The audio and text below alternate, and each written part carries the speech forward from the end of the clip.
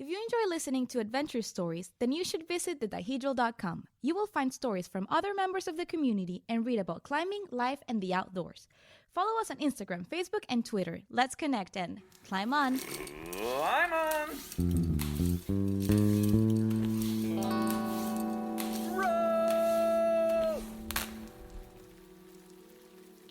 Row! Hey everyone, welcome back to another episode of the Dihedral Podcast. This is Carrot. And today we're joined by a gifted climber, route setter, and musician, Max Maisonneuve. He's been setting and sending all over the place, but right now you can find him crushing out in Utah. I've known Max for a long time, and we're very fortunate to have him on the show, but I feel even more fortunate to be able to call Max my friend. So Max, welcome to the podcast. Thanks for joining us today. Oh man, yeah, I'm super excited. Thanks for having me. That was such a nice intro. No, I feel like I undersold like all the stuff you do too. He's really great. So let me just get started by saying a few years ago, probably more than a few years ago now, we had a mutual friend of ours on the podcast, a route setter by the name of Morgan Young. And one of the first questions we asked him was whether or not he thought that route setting was a form of art. So I thought we'd start our conversation at that same place, Max, if you don't mind responding to that.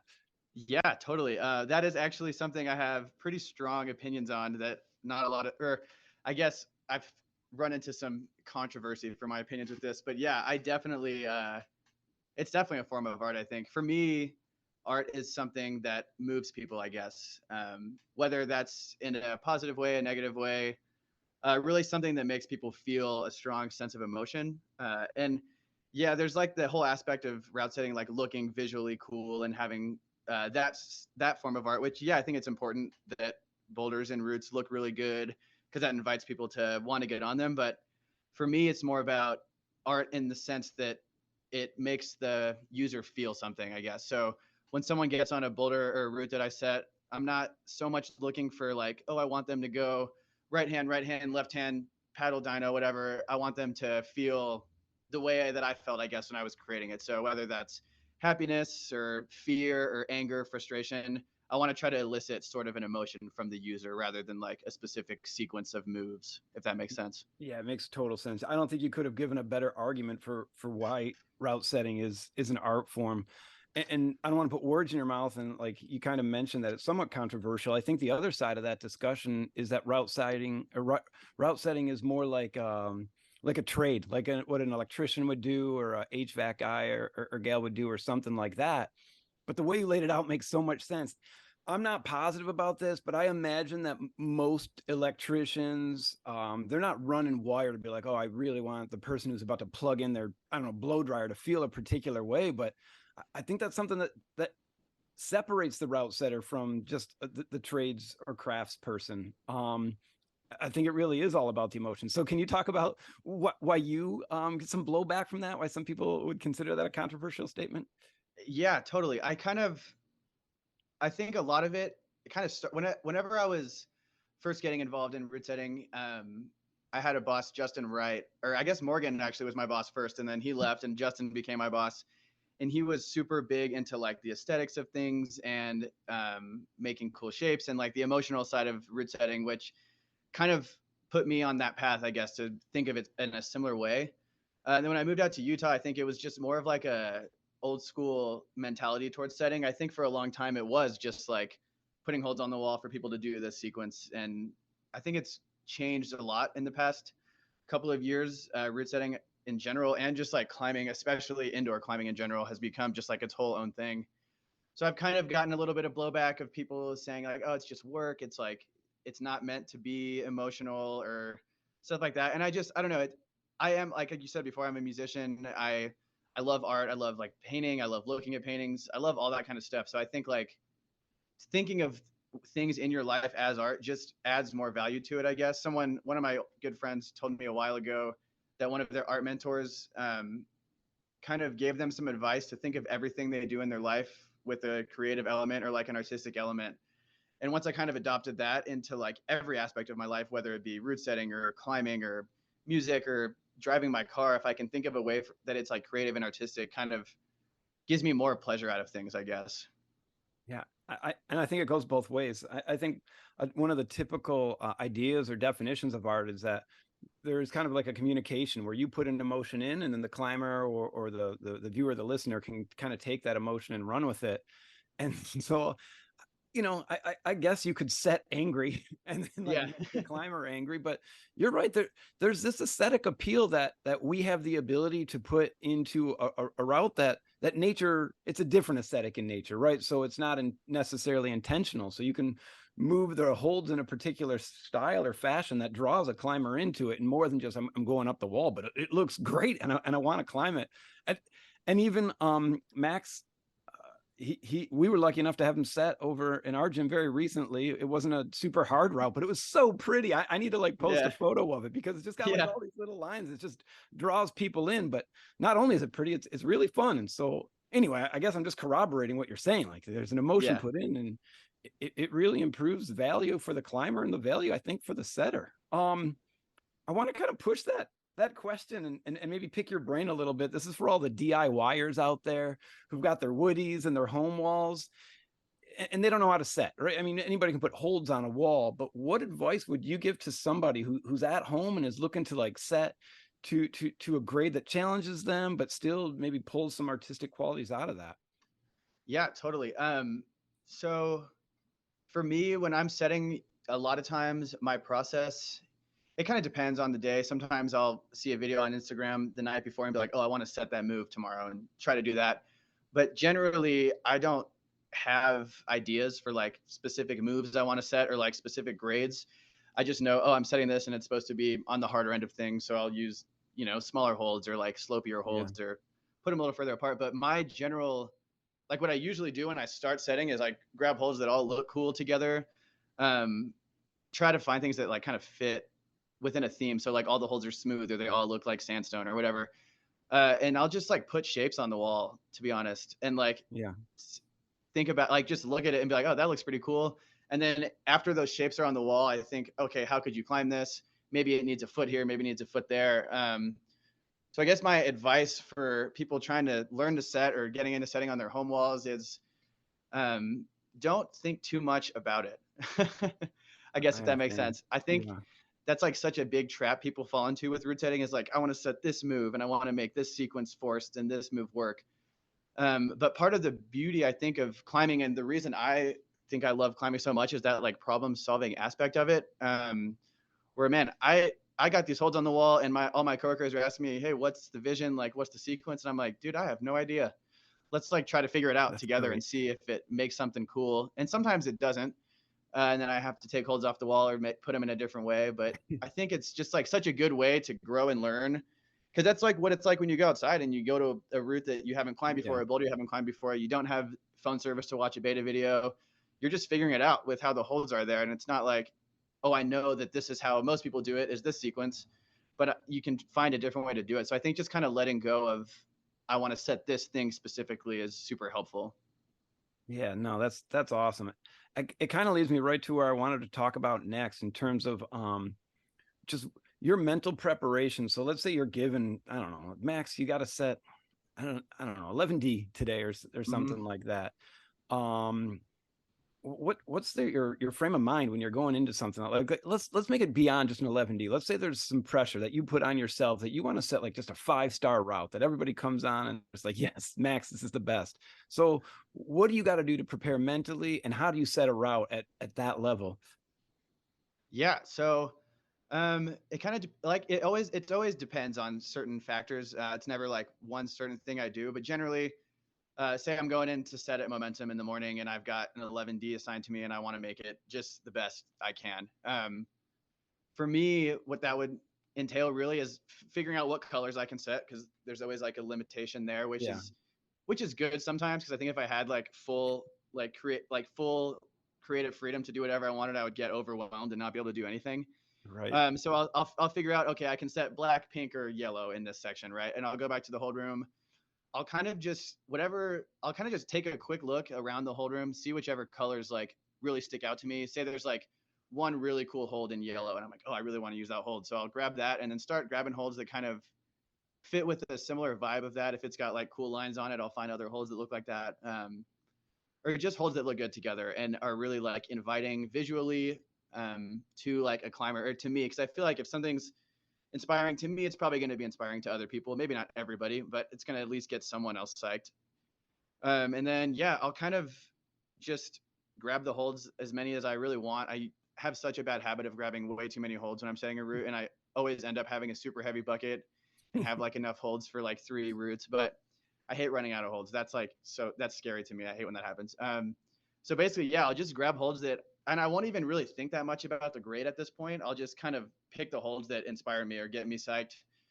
And then I'll kind of get it all ready, more of the logistical stuff, putting bolts in the holds, getting all my screws, putting it in the bucket in a way that like makes sense for me and isn't going to be like too heavy for me. But yeah, and then I'll kind of just get started with the first hold, I guess. I like to, like I said before, I like to make cool shapes, not think too much about movement, not think too much about grade even. Yeah. With rope routes, especially here, it's a little bit more, have to be a little bit more close on the grade because that's all that's, I won't get into all that, but That's all right. have to be a little more close on the grade.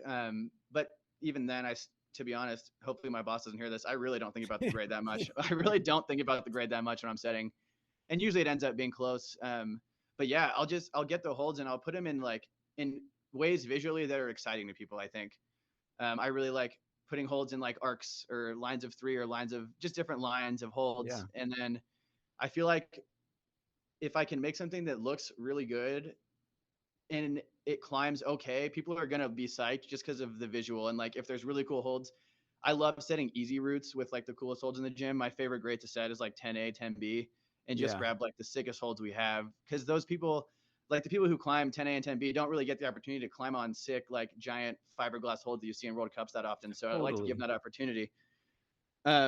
Same with boulders, like setting V0 to V3 is like my bread and butter. I love setting just like interesting stuff there. So pretty much I try to use holds that maybe people of that grade aren't used to climbing on as much, and really try to put them in orientations that make them accessible for newer climbers to climb on, whether it's like a big flat hold macro fiberglass thing that we've only put on hard boulders, or really small footholds that are like intimidating for someone climbing 10A, but they can do it because the hand holds are giant, just Yeah. like really trying to do something that the people climbing that grade aren't used to, I think.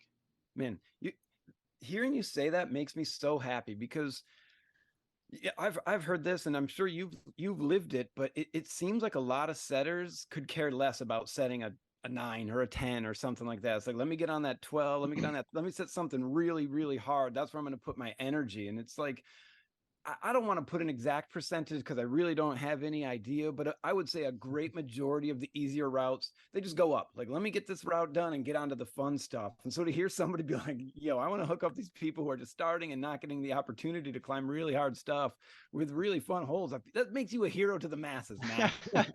that's I appreciate that. that's Yeah, really, and really awesome. yeah, that was something that when I first started route setting I was completely different. Had a completely different mindset. I only wanted to set hard boulders. I only wanted to set hard Yeah. routes. And I remember I was working with Drew Short, who is one of my best friends. I mean, Drew, obviously. He's the Yeah. director of setting at Inspire now, which is where I started climbing and started route setting. And he would tell me like his favorite thing to set was V0, and I was like, I didn't understand it for the longest time. Or like Cameron Forbes, who I used to work with, he would always put like the fiberglass holds on the auto belays in the canyon. And I was like, dude, what are you doing? Let's put those on like hard boulders for like 5 people in the gym to climb. It makes no sense. Right. But now I think as I've grown in route setting, I'm just like starting to kind of see that side of things, I guess. Yeah, it's cool. It's definitely fun. No, that's awesome. So it's cool. I mean, the people listening don't have a visual, but I'm sitting here listening to Max describe this with a smile on my face, but you can just see in Max's eyes like the creativity going through his brain. And so I'm wondering if we can like continue to push that creativity, Max, and have you just explain setting like the perfect route for you. So I want you to pick like, is it overhung? Is it slab? Is it a boulder? Is it I don't know, a 60-foot climb? So like I want you to pick the brand of hold or at least the style of holds, the type of wall, and just run through us what like a great route would look like from your point of view. Yeah, totally. I think that changes a lot for me. And I think it's definitely on like, I'm in like a weird transitionary period right now in my climbing where I've been climbing for, I guess, like 8 or 9 years now. And I think for the first like majority of that time I was really stoked on like overhung power climbing, Yeah. like small holds, just like throwing around, cutting my feet, gymnastic kind of moves, which I still enjoy climbing that way. But I feel like I haven't been climbing like as much recently. I feel like I'm losing a lot of that power that I used to Yeah. have when I was like, 16, 17. I'm almost 24 now, and I know it's not old, but I feel like I'm getting older, and I noticed that in my work especially.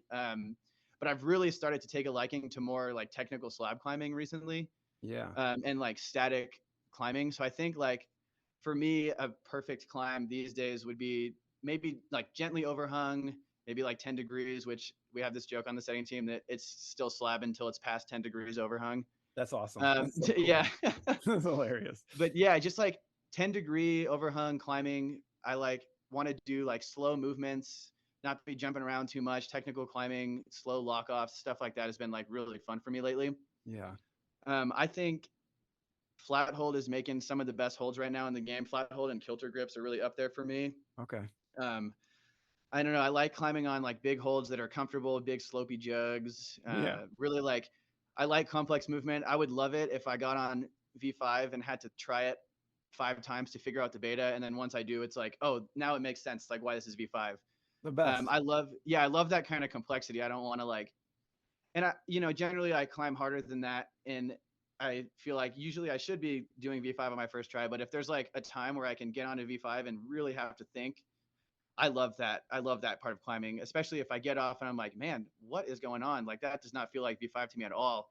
And then I can try it over and over and be like, okay, this actually makes sense. Like I these like minor body position things like, oh, I need to turn my hip like 1 degree more to the left and this move feels easy now. So Yeah. that kind of stuff is like really what gets me psyched to climb, is just like the process of like figuring it out, I guess, like solving the puzzle. I could not agree more. Like, it's so frustrating when I get on a climb and it's not that I can't figure out the move, it's just that I can't do it. You know what I mean? So Yeah. like it eliminates what you mentioned early on in our chat about the appeal of climbing is trying to figure stuff out. And when you figure that stuff out, it just like hits your brain with like this blast of endorphins and you're just like, that Yeah. was so great. It brings you kind of back. And so maybe we could take that um and just kind of ask one more question about setting. I mean, we can talk as much as you want, but at least from my Yeah. point of view, are there any look, if you're going to get into setting, don't do this. Like, do you have any don'ts for people who are trying to get into setting? I don't know. I think like, I mean, there's obviously like the logistical thing of getting into setting is like, it's a hard thing to break into. Yeah. I wish it was more accessible for people. I got super lucky in like knowing the owner of a climbing gym in Houston, of Inspire Rock, and he like Yeah. took a chance on me, and like, that like changed my life completely. Um, I wouldn't say there's really any like don'ts. I mean, don't try. I mean, try your best not to like make burn any bridges with anybody, I guess. Like, That's you great. never really know who you're talking to in the climbing gym. It could be, you could just think it's a random person climbing, but that could be like the director of route setting for your climbing gym, or like a setter for your climbing gym that could give you an in at some point Yeah. down the line. I think like the main thing I think people think of or focus on, which I think people focus on a little too much, is like being strong enough to route set. Like when I first started setting at Momentum here in Utah, I had just like crazy imposter syndrome, and I was like, all these guys are so much better than me at this. They're all so much stronger than me. And I kind of, that like affected my creativity a lot. And I wasn't like I wasn't taking any risks, because I didn't want to have these guys who've been setting for 10 years think I was an idiot because I put this hold in the wrong direction. Yeah.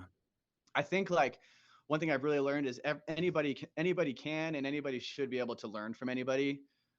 We just had a route setter, Bree, who started 6 months ago or so, who was pretty new to the game, and she's killing it. And like, I feel like I try to learn stuff from her all the time. And I've been That's doing this awesome. for 3 years now. And I think it's like an important thing is just to always be learning and kind of always be like absorbing knowledge from people, even people that haven't been doing it as long as you, from people that have been doing it longer than you've been alive, just like, and don't stress too much about how strong you are. It's more about like understanding climbing movement and just like being creative, I guess, and doing things that are different than what's being done at the climbing gym before you're there. Oh, that's awesome. Yeah. I think that's great. The one thing that I heard in the past by another setter, it was his don't was like don't try to make a route harder by making the moves bigger. Like he's just like, that's not the kind of way to do it. What Yeah. do you think about that?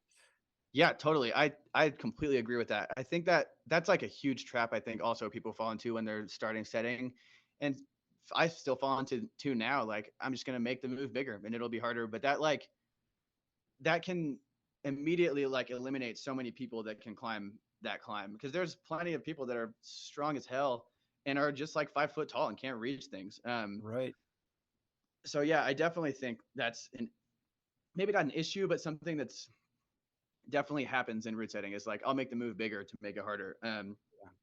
Which yeah, I guess maybe you were looking for more like concrete advice for people getting into No, route setting. not at all. I actually, it just your answer really fit your personality. Where I kind of asked this negative question, "What are some don'ts?" And I really like how you Yeah. spun that and be like, I don't care about some don'ts, but here's some do's. Like be Yeah, creative, listen to others. yeah, yeah. Don't So just set big moves either. Yeah, that's all right, yeah, so those are our three yeah. things. I agree with Let, that. let me ask you this, because setters, people shit on them maybe more than they deserve, right? You try to set a route, and if somebody doesn't like it, they're like, "Oh, this route sucks," rather than saying, "Oh, what do I got to do to do it?" So let's set up a scenario where you set a route, you worked really hard, and you think it's good, and you walk by some people, and you're just like, "This thing, it's a piece of crap. Why did they even set it?" Does that do anything to you emotionally, or you're just like, I'm not going to let these people affect how I feel about my work? Yeah, totally. That is definitely something I have struggled with and like made efforts to like let it not affect me as much. I think that is a huge problem in climbing is like blaming the route setters. And there was a podcast that came out a couple years ago, probably by Power Company, that was all about Yeah. like not blaming the route setters. And I thought it was so insightful and so great. And I love that. And I have caught myself doing that too. Even now I'll be like, oh, this route just sucks. Like whoever set this is not doing so good. But I try my best to avoid that. And when I hear people saying stuff like that, sometimes it doesn't really affect me too much anymore. I've Yeah. kind of gotten to a point where sometimes I try to make people angry with me. That's Because I awesome. think if people are getting angry, it's more than likely because they're on something that challenges something that maybe they're not that great at. And I try a lot in my route setting to make people uncomfortable, not like in a tweaky way, but just like put people in positions they're not used to being in. So like Yeah. on 511A, doing like a move that you wouldn't usually see on that, and then trying to like introduce it in a way that's makes it okay for that grade, I guess, if that makes sense. Right. So I try mostly now to think about it. If I hear people kind of dogging on my route setting, think about it more in like a positive way. Like, yeah, they're angry at me, but it's not really me that's the problem. And not that they're a problem, but it's like it's something that they need to work on. And that's good that I'm pushing them in that direction to do Awesome. that. And I wish it's like it is frustrating because I wish more people would kind of take that mentality that are climbing. They would think like, oh yeah, this isn't the route setter's fault. They're trying to do something creative and something new. Maybe I need to work on something and change something about myself. So yeah, it doesn't really bother me too much. I think it's interesting though, for sure. Yeah, it does happen though. I mean, I think you're right. We all kind of fall into the trap of blaming other people for our shortcomings, which is maybe isn't the best perspective to take. And so I want to start talking about music in a minute, but it's just tough to not talk about climbing. Having Yeah, and somebody I'll talk as long as you want. I got nothing going on today, so all right, I'm excited. all right, perfect. No, that works out. So I wonder if we can shift, sticking with climbing still, but just shifting away from route setting. What are some pieces of advice that you would give to, and I've heard you give advice to other people, but I'm just asking for the listeners, what are some pieces of advice that you would give to people to improve their climbing? I mean, maybe they're not gym rats necessarily, which maybe that can help and maybe not, but I mean, just like on the wall, what are some things people can do to get better? Yeah, totally. That's a question I get all the time because I try to after we're done like with the set, I'll hang out in the gym and like watch people climb or like give people beta if they want it. Mainly just hanging out with the community. And that's a question I get all the time is like, how do I get better at climbing? Like, what training do I need to do? What exercises, what workouts do I need to do to improve climbing? And for me, I have like a pretty, I think, different philosophy than a lot of people with climbing, especially more recently. I've kind of adopted this. I've almost never done any training for climbing, like specific training for climbing. I did a little bit when I was on the youth team at Inspire. I did workouts with them, but for the most part, I just like to climb, you know, and have fun Yeah. climbing. And I think that's like the most important thing. Like if you're training and it makes you hate climbing, which is kind of what always happens to me when I go into like a training cycle, Yeah.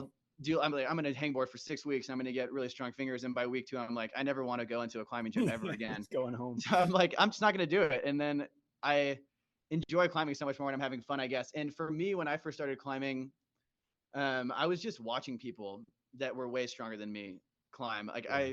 I was climbing and Luke Short and Drew Short and Logan Hutchison and Chad and Tyler were all like crushing at Inspire at the time. And I would just hang out with them. And I was climbing, you know, V2 at the time and they were climbing V8. And I would just watch them and kind of see like how they move when they're climbing on the boulders I'm warming up on. You know, how do they move their hips? How do they flag their feet? And then just like trying their projects with them, even though I had no business trying V10 when I was climbing V4. But I think it's like so helpful because you learn so much from just falling and like doing things wrong.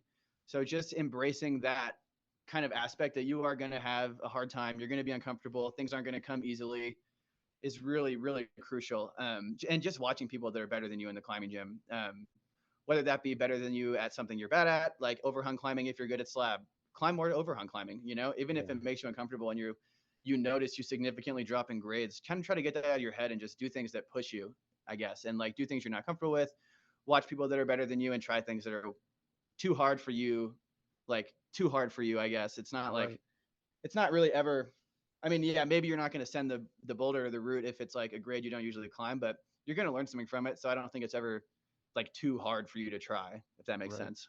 No, that's perfect. That's awesome. So climb with people who are better than you. Pay Yeah. attention. Fall a lot. Yeah, that's awesome, Max. So one last thing about climbing. If you're going to recommend a pair of shoes to somebody, and I know this is relative and there's a million different feet size, what's a good pair of shoes that you'd put your stamp of approval on? Yeah, I've been climbing in the Mad Rock red lines for the past 2 years probably. A few years ago, I like the Mad Rock drones were really coming in and getting popular. They have that like cheater heel on it, people call it. And I was like, yeah, I'll try these out, see how I honestly just thought they looked cool. So that's why I originally wanted to get them. And then I put them on and I was like, oh man, these like fit my foot perfectly. Like I've never had a shoe that like actually fits my foot exactly how I think a climbing shoe should. So I climbed in the Mad Rock drones for like 3 years. And I was stoked on them, really enjoyed them. And then went to order a pair one time from Ramesh on like the Prodeo forum. Shout out Ramesh, he's a beast.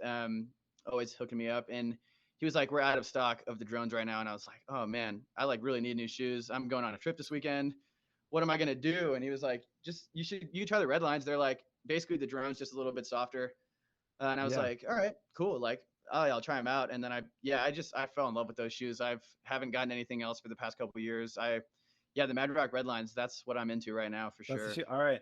I don't usually wear Mad Rock, but I love the price point, so maybe I need to switch over. Yeah, that is super helpful as well. They're relatively cheap in the grand scheme of climbing shoes, which is good for me because for sure. So I want to switch now to talking a little about music, and your musical background, your influences. So let me just start off. If you can tell us a little bit about your band and a little bit about like what you're doing, just solo as well. Yeah, totally. So yeah, I play drums in a band here called Echo Point. Kind of like an indie rock band, pretty much is kind of like the most vague way of putting it. I've been doing that with them for about 1.5 years. I grew up in I'm going to circle back to that in a second. Yeah, please. Yeah, I grew up in a pretty musical family. My mom played piano. My brother played piano. My brother played trombone. He was in band in high school and stuff. So there was always like a piano around or instruments around growing up. When I was maybe 8 years old, I was really into Bon Jovi, the band. And I was like, Tico Torres was like the coolest guy in the world, the drummer for that band. And I was like, I want to be him one day. So my mom, that's awesome. At 8 years old, you're like Tico Torres. Yeah. Oh my God. Yeah, I was like never really into sports growing up. I never really did team sports. I did soccer one time. I went to one game and I was the goalkeeper and I was just doing cartwheels across the field the whole time. My mom was like, this is a waste of time and money, so we're not doing this. But yeah, music always was something that I was interested in. So I told my parents, like, I want to be a drummer. That's like my dream, I guess, and I have just the best parents. They're super supportive of like my dreams and ambitions, which is super nice. And yeah, I got a drum set for I think my 8th birthday. Maybe it was 9th. It was sometime I was young. I got a drum set, started taking drum Yeah. lessons. And I just loved it. I eventually started playing guitar as well. I played in a band with my brother EJ and our friend Paul Waller for a little bit, mostly playing Beatles covers, I think, which is Cool. funny. But yeah, that was just a little fun thing we did. And I was, yeah, just playing music, I guess, playing drums, playing guitar. Those are the two things that I took lessons for, was guitar and drums. Mark Lopez was my guitar teacher for many years and just awesome guy. And eventually I started learning piano, just kind of self-taught myself that, just kind of learning, just like wanting to play as much music as possible. I was in band in middle school and high school. I was in percussion, which was super fun. Learned a lot about like reading music and like music theory, which was cool. I played in my church band. I played drum set for years. I was in charge of the worship team for the middle school at that church for a little while. Played in jazz band in high school, which was super fun. That's kind of that like really instilled like a love for music in me, was playing jazz band in high school. Yeah. That or like and really solidified like drumming is something I love doing. So I played drums in high school for all 4 years, and then went to college, played in the Austin Community College jazz, like small band jazz ensemble. I don't remember exactly what it was called, but that was super fun. And then for a couple of years, I didn't really play drums as much. It's not really an easy instrument to just have with you. Like Yeah. my You parents just sold my carry it drum around. set. Yeah, yeah. My parents sold my drum set when I moved out, which was, I mean, totally fine, totally understandable. It was a big hunk of wood and metal taking up Yeah. space. So I didn't really play drums for, excuse me, I didn't really play drums for a while. And I was living in Austin right after high school, and I was kind of just in like a weird place in my life. I wasn't really doing much, but I had my guitar, and I started to just get really into guitar playing. I fell in love with the Dave Matthews Band, which is another opinion that I get a lot of flack for, but they have they pulled me through a lot of difficult places in my life, and I started to just learn Dave Matthews Band songs every day, practicing guitar for hours a day, just kind of just getting psyched on playing guitar. I started to write a little bit. Um, I would always like I've always had trouble writing lyrics. I think it's so hard to write like poetic and creative, interesting lyrics. But I Yeah. eventually was just like, I'm just gonna start writing whatever kind of comes to my head. I started just writing about life experiences, and then played guitar for a while. Moved back to Houston. Was like writing still. Started to release a little bit of stuff under the name New House, which is what my last name is. My last name is Maisonneuve, which is French for new house.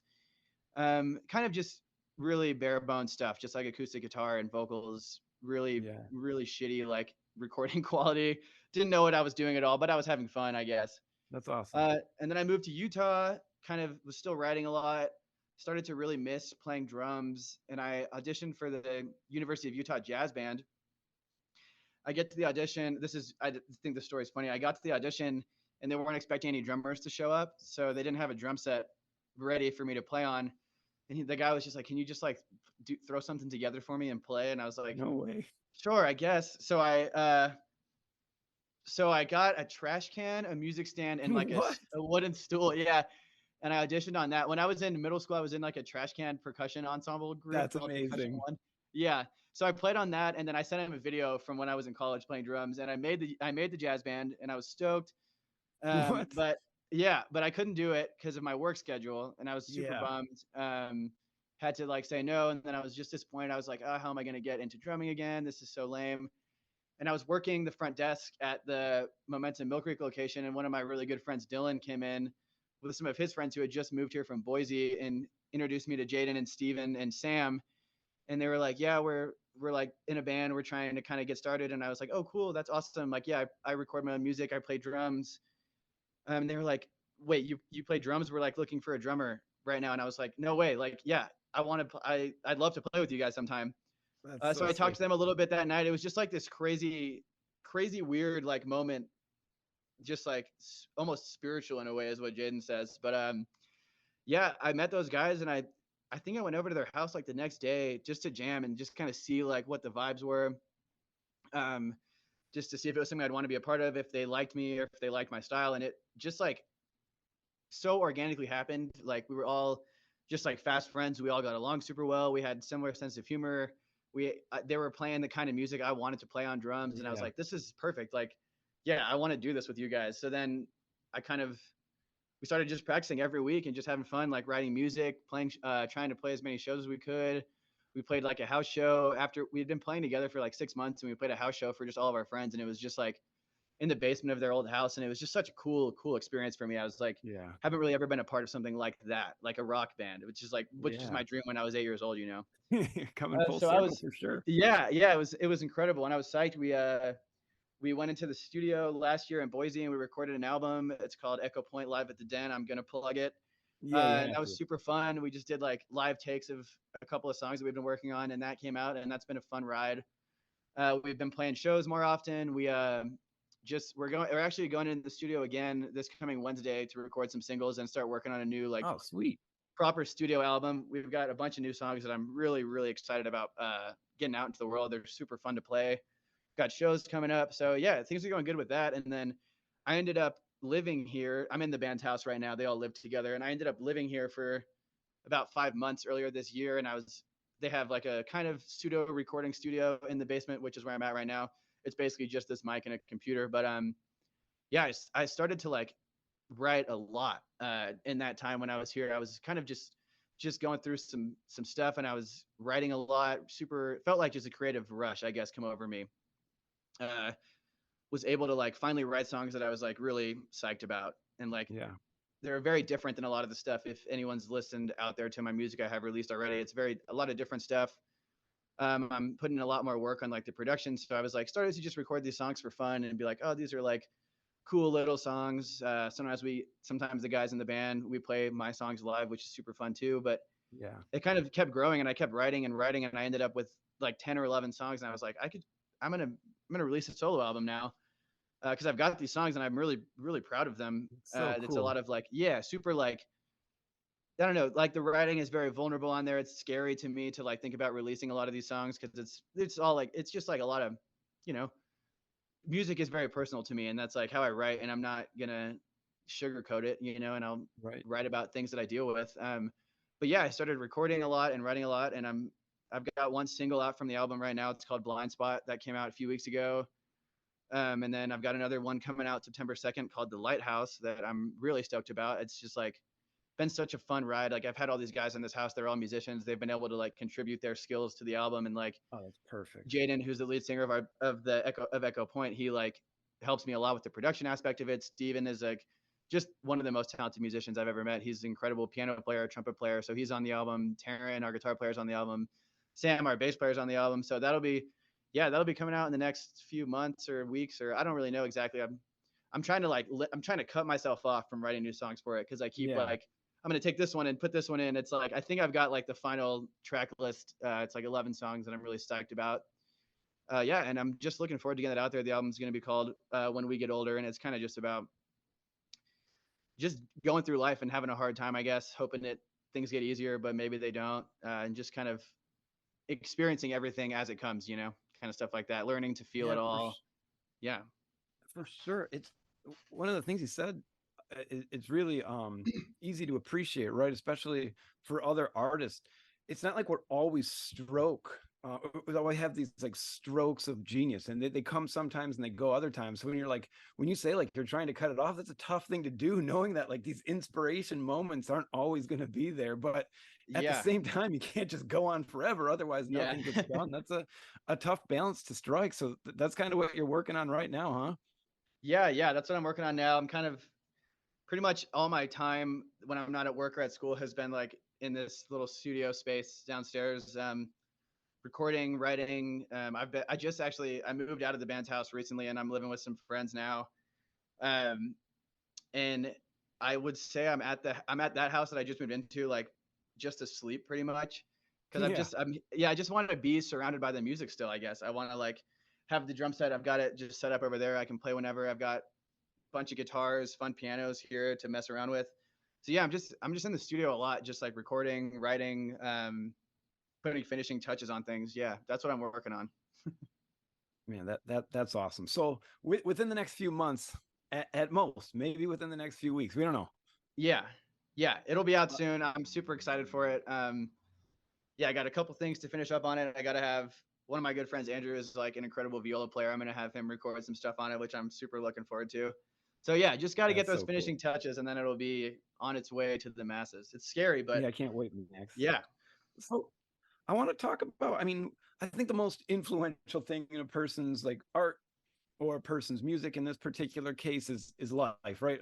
We feel things in life and we try to give that to other people, give ourselves to other people. And you said, of course, that is very, you put yourself in a vulnerable position to put yourself out there and know that it's not going to be for everybody. That's hard to do. So how do you get over that mentally, that block of what if people don't love it, or what if people judge me harshly, or what if this doesn't convey what I feel? yeah, totally. Yeah, that's a hard thing for sure. I think if I was just talking with Taryn, who's the guitar player for Echo Point, and Steve, who's the piano player and trumpet player, songwriter, musical genius for Echo Point, and we were talking about art the other day and just like what um, makes art successful, I guess. And Taryn brought up these points that it's either like really impressive technical skill, Mhm. something that elicits an emotion, and or one other thing that I can't remember. But for me, it's always uh, trying to elicit an emotion. Just like I talked about with root setting, like Yeah. my number one thing is to create something that people resonate with and can find some sort of maybe comfort in. So I write like things that are, you know, personal to me, and I know other people go through them as well, but it definitely is discouraging. You know, I released a song Blind Spot a few weeks ago, and I was like, I always fall into this trap where I'll look at like the metrics of how many people are streaming it and if people are adding it to their playlists. And I remember for like the first weekend it was out, it had like 5 streams, and I was like, God damn, that sucks. Like, what's the point of Yeah. me even doing this? Should I even like, should I release the next song? Should I release the album, or should I just, you know, retire from playing music? Right. And it really bummed me out for a little bit, and I was like disappointed. And then I took a step back and I was like, I'm really proud of this stuff that I'm doing, you know? Yeah. And it's really for me to process a lot of things that I deal with, a lot of emotions I feel. And I try to kind of just think that way. And it's hard. It doesn't always work, but I try to always think of like, I'm doing this for me and I'm really proud of what this is. And if people Yeah. don't like it, you know, that's okay. But if someone can listen to it and, you know, it gives them a feeling like everything is going to be okay, or like, oh, someone else deals with this too, that's like really important to me. So I would hate to like not release something because it only has 5 streams, and then Yeah. maybe I missed the opportunity to like have someone be impacted by it. That's such a good answer, Max. I'm wondering if we can, if you can tell us. I mean, you mentioned a couple of them a little while ago, but musicians, I think, especially, yeah, there's that technical aspect, but you guys get inspired by other musicians. And so you mentioned Dave Matthews, you mentioned Bon Jovi. What Yeah. are some of your other musical influences? Yeah, totally. Yeah, so Bon Jovi was huge for me when I was a young kid. I still like listening to their music, but not as much as I used to. Dave Matthews Band, yeah, is like, I don't know what it is, but whenever, after I graduated high school, I was in a weird, just in like a weird transitionary period of my life again. And I was just looking for something, I guess, to help me realize that I wasn't the only one dealing with these things. And for Yeah. some reason, it was their music that like really spoke to me. There every night when I was living in a dorm at Texas State University, and I was like, all my, well, I didn't have that many friends, but the people I knew were going out to parties and like doing that, and I would just be in my room watching old Dave Matthews Band concerts on my computer, like just so much of that music, and it was so like cathartic for me, I guess. And for literally 3 years, that was the only music I listened to at Yeah. all. Like I didn't listen to anything else, which is a little embarrassing, but hey, that's the truth. And I don't know, that music gave me so much comfort, and like it was something that I had kind of found by myself, and it wasn't involved with anybody from like life before that moment. So it was really cool for me to like have that, I guess, and have it be mine. So that's definitely like my number one For influence. sure. The drummer Carter Beauford is just like just insane, just like one of the greatest players of all time. Dave, obviously, his guitar playing is so unique and so just different, and I think that inspired me a lot. So yeah, that's like a huge influence on me. Field Medic is an artist that I really like. His music is super like real feeling, I guess. It's very vulnerable, and like it's about a lot of dark things, and it's just like that has impacted a lot of my writing. I get like my lyrical writing is his music, and my guitar playing as well. But I think like just being like, okay, I can sing about things and just sing about them and not have to like make it this big metaphor for whatever. Like I can like for depression or whatever, I can just write about it and write about how it makes me feel and not have to Yeah. be like, not have people be like, oh, what is this song about? What does this metaphor mean? And it's just like, yeah, it's about this, and that's fine. Right. So It's yeah, not a Field metaphor. Medics. This is life. Yeah, this is life, man. So yeah, Field Medics a huge one. Pine Grove is a huge band for me. I love their music. I flew to New Jersey a few years ago to see them, which was so Oh, fun. cool. Yeah, and I so like a lot of like indie alternative rock stuff I'm into. I love American football. That like Midwest emo kind of music is so Yeah. fun for me. That's influenced a lot of the writing on this album as well that I'm working on. And like I like country music too. I'm super into Zach Bryan right now. He's just a fun like just like simple kind of guitar parts and vocals that are just Yeah. like about life, I guess. Tyler Childers as well as one I really like. Culture Wall, lots of different stuff, man. I could talk about music for a while, but those are some of like my main influences for sure. The only things I really don't listen to are like EDM, dance music, and stuff like that. Isn't really my cup of tea. It's so funny too that you mentioned that, because I mean, I don't know, to each their own. It's not my cup of tea necessarily either, but there's so many climbing videos where that's the music in the Yeah, background. It's like, all right, I guess yeah. that's No, what sometimes. I love the climbing videos that have like 80s rock in them. It's like, yeah, Yeah, yeah. this is fun. Yeah, and I like, yeah, I don't know, just and there's a time and a place for it, I guess, but I'm never gonna like opt to pick that kind of music. Like I'll listen to Dave Matthews Band when I'm climbing or when I'm route setting, and it's just Yeah. like these like like 10-minute long saxophone solos that I'm listening to. I'm just getting psyched. And my boss will make fun of me for listening to Dave Matthews Band. And I'm like, dude, I have to like Yeah. listen to calm music while I'm climbing, or else I'll Like, like go get ahead and too make fun of me. yeah, I'll Yeah. get too amped if I'm listening to like Kendrick Lamar while I'm on the wall. Right. So I know that you've gone and seen Dave Matthews a lot, right? Like, you've gone all Yeah, over the country to see him. yeah. I have. I think I'm sitting at 17 shows Man, now that's that I've seen amazing. live with them.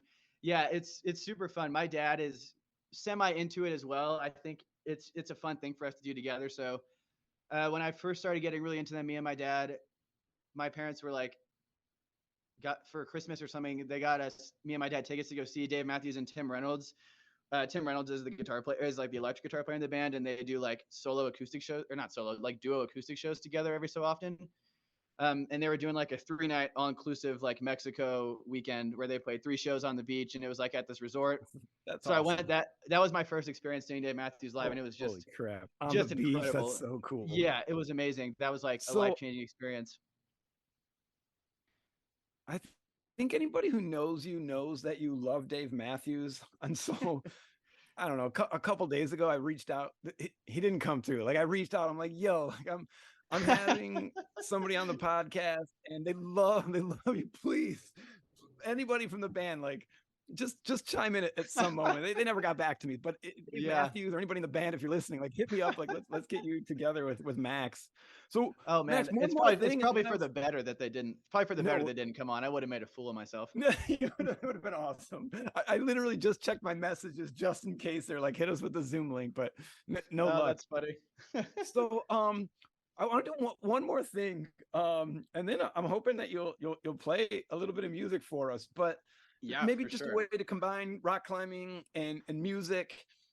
Let's say there's a I don't know, some climbers are about to go on a road trip and they need a playlist. I don't know, say 10 songs. Like, I know it's hard to like pick 10 songs like for anybody at like the Okay. spur of the moment, but I'm gonna write these down and then like I'll put it up on Spotify. This will be Okay. Max's climbing trip playlist. So can you hit us with 10 songs that you think would be good for the road trip? Not necessarily at the crag, but like just driving over. Yeah. Let me think. I'm gonna look through my phone for a second on Yeah, some playlists I have that I've made. you got to get some Um, inspiration. It's not easy to yeah, do. yeah. 10 songs, man. That's not a lot, man. You're really No, that's it's stressing me out here. I know it's like who do you cut out? But at the same time, I feel like you're right. Like, this is something we could get 100 songs and still be like, oh yeah, what about this Yeah, one too? yeah, totally. I think we're gonna start with "Where Are We Now" by American Football. Okay. Um, and then we're gonna go "You Never Know" by Dave Matthews Band, the live at Red Rocks version. Okay. That's a It's good gotta one. be live. It's gotta be live. And Red Rocks is fitting.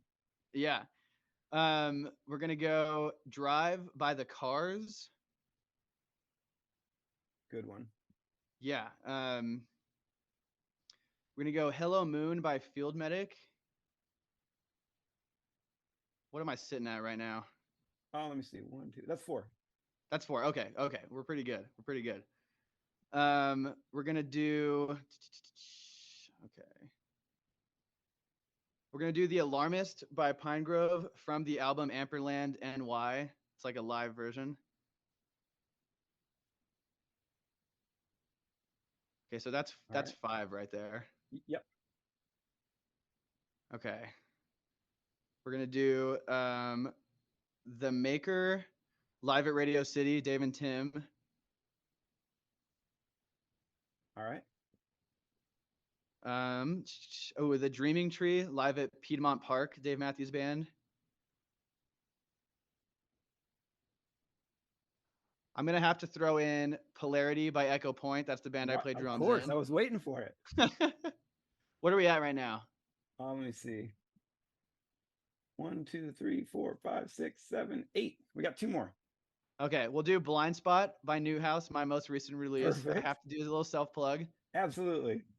Oh, and then I can't remember what the song is called, but I'm gonna find it. I've been really into film scores lately, so I've been psyched on those. Nice. The winner is from Little Miss Sunshine. Oh, classic. So good. Yeah.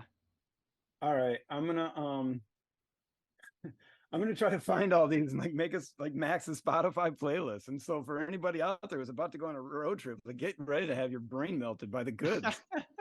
Yeah, and then if you got any clarification issues on which versions of songs, just let me know. Yeah, I know that's gonna be my that is biggest important. problem. That's important to me. Yeah, if it's the wrong version, it's not gonna flow.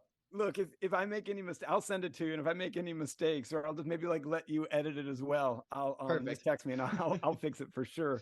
So yeah, good. Max, is the moment like I've been really waiting for. Like I know you got your guitar, you're in the studio. I'm hoping you'll play something that you love for us. Yeah. I've got 2 songs I've kind of worked out to play, if that's cool with you. I love that. That's perfect. They haven't been released yet. They're two of my favorite songs that are coming out on this album. This first one that I'll play is called "Dreary Acceptance."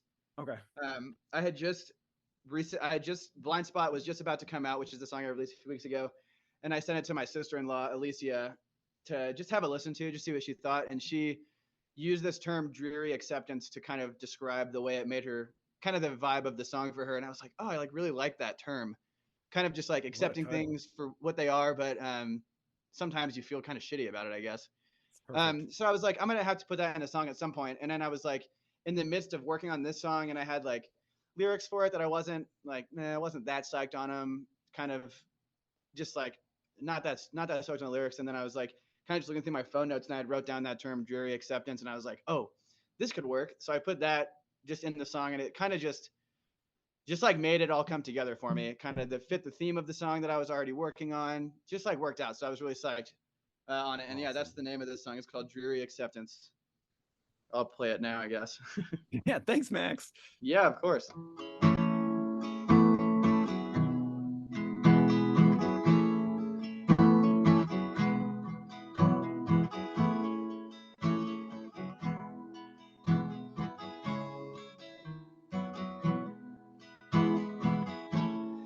Hope that I don't make another fool out of me.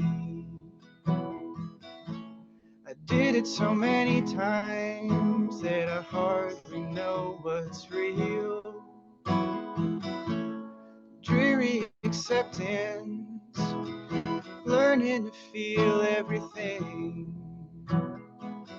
See the sunflowers blooming, yeah, it's starting to seem like spring.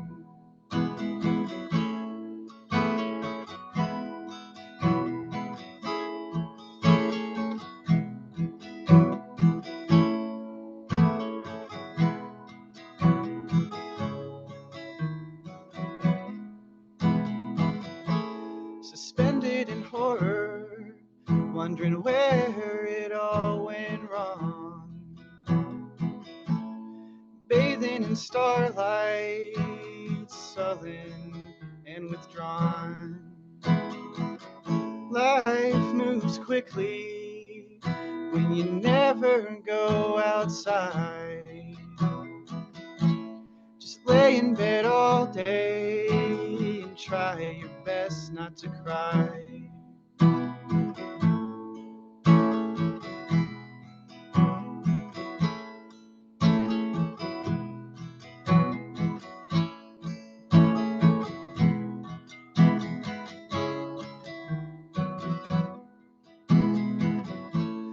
There's richness that I feel to vanished world incoming, but nothing that moves me to eat or brush my teeth. Singing songs about places where I no longer go. I don't know how to not say sorry anymore. What? Max, that's so good. Man, that's so awesome. Thank you. Thank you. Yeah, congratulations. It's a beautiful song. Like, I don't know. I love it. And I can't wait to hear responses from people listening. Man, that was great. It was a beautiful song. I literally Thank you. ear to ear smiling. It was awesome. Thanks, man. I appreciate it. Yeah, I'm really stoked on that one. It's so simple, but for some reason I don't know. I just like the vibe of it. It turned out fun, and the studio cut's gonna be good. It's got some fun instrumentation on it, so yeah, I'm excited for people to hear it in all its glory. Yeah, seriously, like just as a person listening, it touches you. Like every word is just like it's very relatable. It's great. Like whatever you were aiming to hit, I feel like with me it just slapped me in the face. It was awesome. It was great. Thanks, man. Yeah, of course.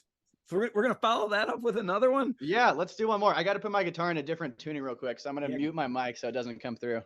Go for it. I'll just describe what's happening for the listeners. You know, tuning in the guitar is really fun to watch. Looking good. I don't know much about tuning a guitar, but I feel like Max is doing a great job with it right now. Probably distracting him from hearing the proper tune, but whatever. Oh yeah, we're close. Couple strums and bam, we're back. Yeah, we're back. I had my tuner app open, so you weren't distracting me. It was all good. Awesome. I'm so bad at tuning my guitar by ear. I have to use an app always or something. Oh, that's sweet. I didn't even know that existed. So nice. Yeah, and this is funny. I've been writing songs a lot recently in like weird, like different tunings, like not a standard guitar tuning. So cool. My bandmates will always like make fun of me because I'll like put one of the guitars in the studio like in a weird tuning and just leave it in it, and they'll go to play a song and it's like, what the hell is going on? That's awesome. Yeah, but I don't know. I've been psyched on it. But yeah, this song is called "Dying World." I was reading "The Road" by Cormac McCarthy recently. Man, two things. Like one, Cormac McCarthy is one of my favorite authors. Yeah, I don't read a lot of like nonfiction stuff. Cormac McCarthy, one, I think he writes deep philosophical stuff in his books. He's unbelievable. I've reached out to him a couple times. There's a couple dream people who I'm just like, I gotta get them on the podcast. Cormac McCarthy is up there, and The Road is spectacular. So yeah, I don't want to interrupt you, but I just no, that's totally fine. That's awesome. Great. Yeah. I read that I just finished it a few weeks ago. And from like the first page when I was reading it, I was just like constantly underlining for like lines in the book that I was like, oh my gosh, this is such a good line. Oh yeah. Whether like, and I was kind of like, oh, maybe I'll use this in a song someday, or just like to go back to and read. It's just like such a beautiful line. But yeah, I was writing this song that I'm gonna play now, and I'd written the verses, and I was having trouble kind of figuring out a chorus. I'm really bad at writing choruses usually, as you can tell on that last song I played is just verses. I loved it. But in this thing, I was like, I want to put a chorus on it because I had like a chord progression. Yeah. So I just was like flipping through the book and found these two lines in the book, and I was like, oh, these are perfect. Like these fit the vibe of the song. So yeah, that's kind of where I got the chorus for this song. One of the lines I paraphrased a little bit, but the other one is like pretty much exactly how it's written in the book. So yeah, that was awesome. That was fun. It kind of bummed me out how good that book was, because now I can't get into anything again. This is what happened to me. Yeah, this is what happened to me when I finished reading the Harry Potter series as well. For like months, I couldn't read anything because I was like, nothing's gonna top this. Absolutely. So yeah. All right, I'm pumped, man. Yeah. Let's hear it. Cool. This is it's called Dying World. This song's a little harder for me to play, so if I mess it up, give me some grief. Yeah. Or give me some grace, not grief. Okay, I'll go grace over grief. Yeah.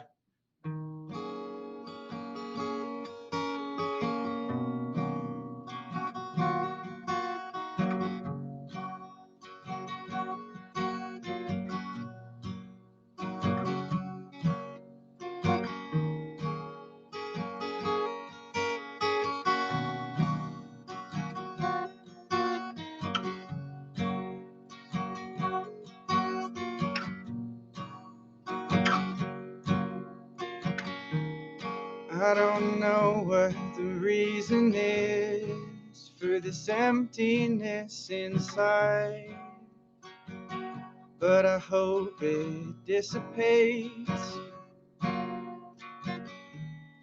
I can't breathe anymore. My whole world suffocates. You forget what you want to remember. Remember what you want to forget.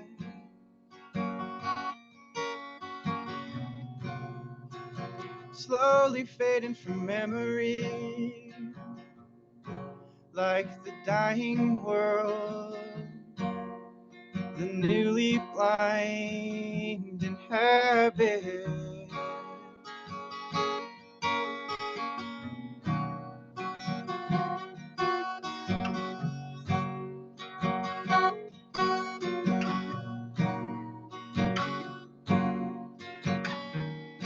I don't want to do this anymore.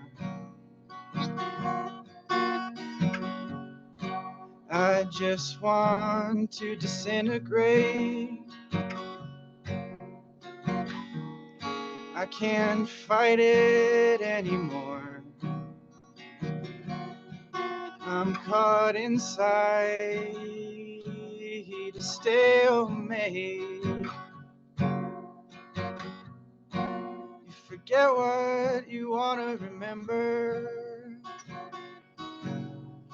Remember what you want to forget.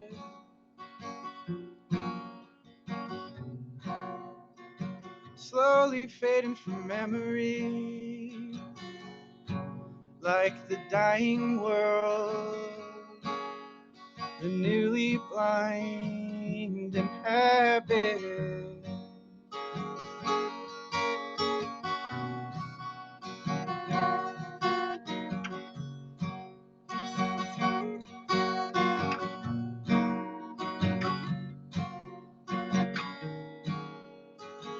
I'm looking for something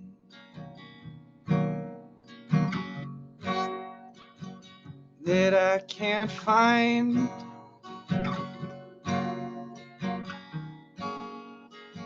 All these villains inside of me, I can't quiet my mind. Forget what you want to remember. Remember what you want to forget.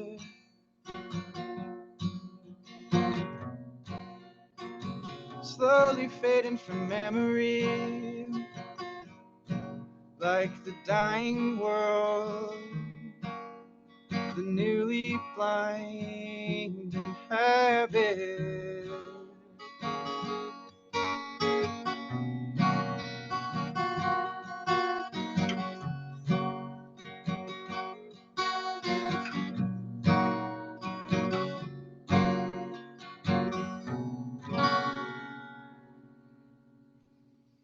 Man, I'm pretty, I can't say speechless because I'm talking, but I don't have words. It was so good. Thank you.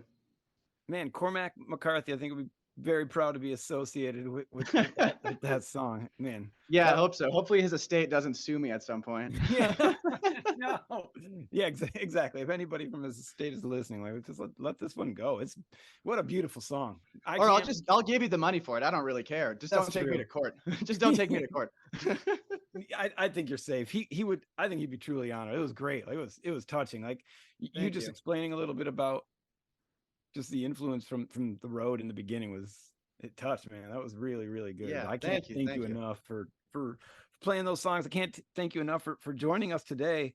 I wanted to give you the opportunity if you had anything else that you wanted to plug, or if you can tell us like where to find your music, what we got to do to download it and follow you guys. Yeah, totally. So my solo album will be coming out at some point in the near future. You can find it. My Spotify is Newhouse. My most recent single is Blind Spot. There's a couple of artists named Newhouse on there. So the one with the single called Blind Spot is me. There's a picture of me screaming into a microphone on the header. So that's that. Yeah, my Instagram handle is new.house.123, and the O in house is a 0. It's kind of confusing if you remember that. Awesome. If not, it's okay.